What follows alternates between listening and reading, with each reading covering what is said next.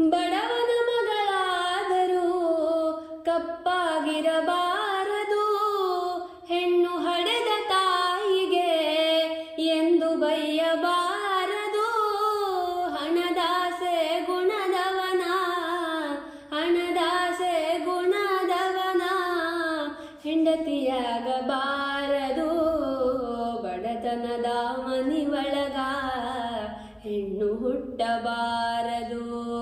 ಹಡೆದ ತಪ್ಪಿಗಾಗಿ ತಾಯಿ, ಹಡೆದ ತಪ್ಪಿಗಾಗಿ ತಂದೆ ಕಣ್ಣೀರು ಸುರಿಸಬಾರದು. ಬಡತನದ ಮನಿಯೊಳಗ ಹೆಣ್ಣು ಹುಟ್ಟಬಾರದು. ಕರುಣೆ ಇಲ್ಲದ ಅತ್ತೆ ಮನೆಯ ಸೊಸೆಯಾಗಬಾರದು. ಅಪ್ಪಿಕೊಂಡು ನಡೆಯೋ ಅತ್ತೆಯ ಸೇವೆ ಮರೆಯಬಾರದು.